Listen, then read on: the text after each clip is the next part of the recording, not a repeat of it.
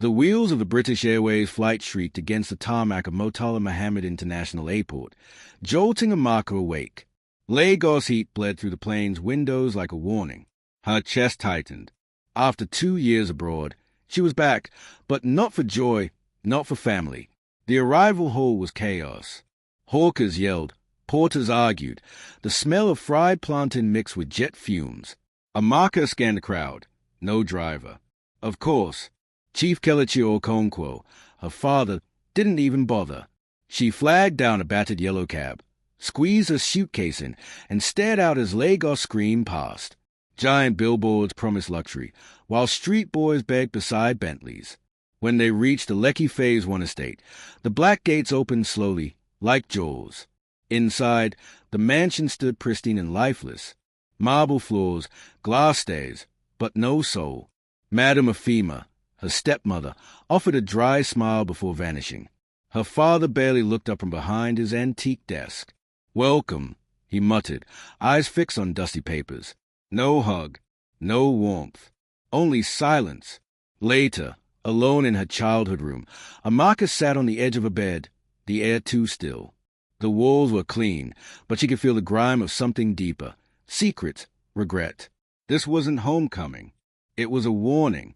Amaka moved through the Lekki mansion like a shadow, unseen, unheard, watching everything.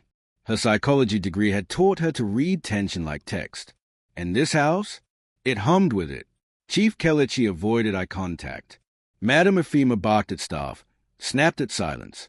The air felt tighter each day, like something was about to burst. Then one morning, as she descended the grand staircase, voices spilled from her father's study, heated, sharp. "You can't be serious," Efima hissed, selling her off like tomatoes in mile 12. "I owe him," her father replied, voice rough. "Ejike gave me time. I failed." Amaka froze. Her name hadn't been mentioned, but she felt it. The weight in their words curved around her like a noose. "If he wants something else, offer land." "Not your daughter," Efima snapped. "He doesn't want land. He wants her." Silence. Amaka's breath caught. Her hands trembled. Ejike Dike. That name alone carried fear in Lagos. Tech mogul, street-born, ice-cold. Whispers said he could buy anyone. Now, apparently, including her. "I did what I had to," Chief Kelechi said, voice low. "The deadline is the end of the month." Amaka stumbled back up the stairs, her heartbeat pounding in her ears. She didn't need to hear more. She wasn't a daughter anymore. She was a price. Amaka didn't sleep. The words echoed in her mind. He wants her. The deadline is the end of the month. The next morning, a knock at her door startled her. Chief Kelechi stepped in, looking older, smaller somehow. He sat on the edge of a bed like a man approaching his own grave. "I need you to listen," he said. She didn't move. "I made mistakes," he confessed. "Business failed. Oil deals went south. I begged investors. Nobody helped, except Ejike Dike." "The man you gave me to," Amaka whispered. His silence answered everything. "I didn't sell you," he lied, barely above a whisper. "It's a marriage arrangement." Her eyes flared. "A marriage arrangement? Like I'm a sack of rice." He didn't want repayment. He wanted something else. Someone. You. Amaka stood, fist clenched. "You traded me like I was furniture. Your own blood." "I did what I had to do," he said again. "No. You did what was easiest," she snapped. "You chose your name, your debts, your ego. You didn't choose me." Tears stung her eyes, but she refused to let them fall in front of him. He was no longer her father. Not really. He rose slowly. "You may hate me. I accept that. But it's done." He left her room like a ghost, and Amaka stood in the silence, chest hollow. She wasn't anyone's daughter now, just collateral. The black SUVs rolled into the Lekki estate like a presidential convoy. Uniformed men stepped out first, silent, scanning. Then he emerged. Ejike Dike. He wasn't what Amaka expected. No paunch, no cigar, just a tall man in a black ekbada, broad-shouldered, eyes unreadable. Power clung to him like heat. Cold, composed, Dangerous. He said nothing at first, just looked at her like a contract he'd already signed. This will be quick, he said. His voice was smooth, distant. You can't force me, she whispered. I don't need to. Your father already did. Her chest tightened. She wanted to scream, but her voice had drowned somewhere between betrayal and fear. The wedding happened in a luxury hall in Ikoyi. Gilded chairs, strings of orchids, guests with frozen smiles. Cameras flashed, champagne poured, but everything felt muted, as if it were happening underwater. Her gown shimmered, lace, silk, perfect tailoring, but she didn't choose it. Nothing about this day was hers. At the altar, Ejike stood like a boardroom executive closing a deal. No softness, no joy, just precision. When it was her turn to say it, she paused.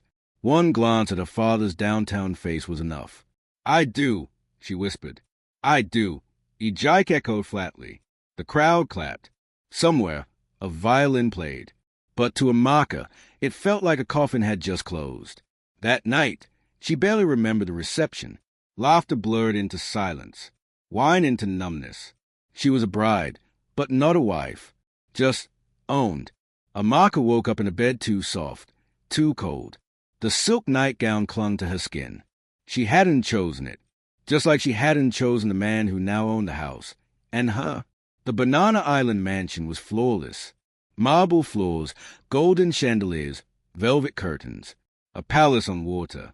But to Amaka, it felt like a cage lined in luxury. Ejike stood near the window, arms folded, staring at the sunrise like it owed him something. You're awake, he said, not turning. Did you touch me? She asked, heart thudding. No, he replied. You were drunk. I told the maids to change you. Don't forget, Amaka, you belong to me now. Days passed like fog. He left early, came home late. No conversation. No warmth, only silence and stares that felt like judgment. The staff moved carefully around her. Too careful. She noticed how the maids exchanged glances when she entered, the way their eyes flicked to hidden cameras. She began cooking her own meals. Not out of hunger, but defiance. She laughed with the cleaner, fed the estate dogs, sat alone in the garden reading old books. She refused to vanish. What she didn't know was that Ejike watched her every move. From behind screens in his Victoria Island office. Every smile, every meal, every quiet tear. She fascinated him, not because she was beautiful, but because she was real, unbending, alive. He had taken her to destroy her father. But now, she was beginning to destroy him, quietly, without trying. The silence between them became its own language. Amaka saw Ejike only in passing, like smoke slipping through cracks.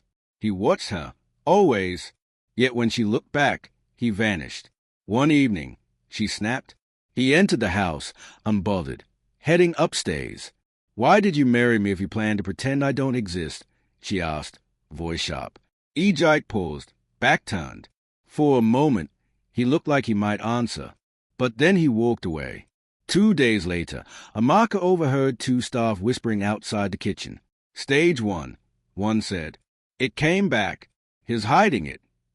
She froze. That night, she stood at his bedroom door. He sat in silence, shirt unbuttoned, shadows under his eyes. I know, she said quietly. The cancer. I know. Ejike looked up slowly. For the first time, something cracked. Fear, maybe, not of death, of being seen. I'm staying, she continued, not as your prisoner, as your wife. He didn't speak, just stared like her words were foreign. Amaka moved toward him and placed a hand over his. He flinched, then let it rest. The silence returned. But this time, it wasn't empty. It was something beginning. The hospital corridors smelled like antiseptic and fear. Amaka sat beside Ejike's bed, holding his hand through waves of nausea and pain. He never asked for her to come, but she came. She brought jollof rice when he couldn't eat, held a bucket when he couldn't hold it in, wiped his forehead during chemo when even the nurses looked away. Ejike never said thank you, never said much at all. But she saw it, in the way his eyes softened when she adjusted his blanket, in how he watched her when she thought he was asleep. One morning, she woke to find a fat envelope on the kitchen counter. A check.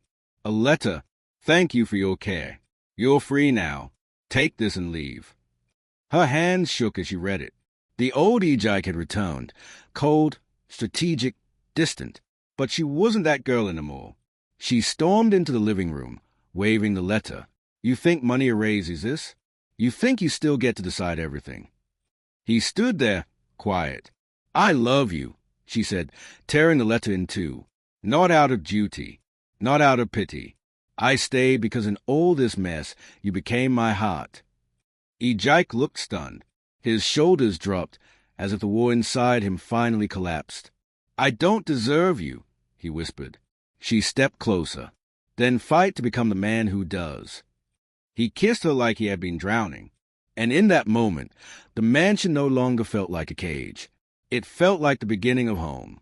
6 months later, the hospital discharged Ejike. The cancer was in remission. The weight he carried was still there, but lighter now. The Banana Island mansion no longer felt sterile. Sunlight poured through the windows. Amaka filled the space with laughter, music, spice from her Sunday cooking. Even the staff smiled differently. That evening, Ejike stood in the garden. No guards, no masks. Just a man, in linen, barefoot on wet grass. He turned as Amaka joined him. Barefoot too, hands tucked into her wrapper. I'm afraid, he admitted, that you'll wake up and realize this was never love. Just pity or proximity. Amaka stepped closer, touching his chest, right above the scar she'd seen during his weakest nights. I chose you, Ejike.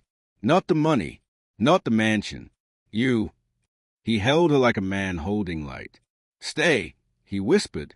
I already did, she replied. From their balcony, Lagos buzzed below.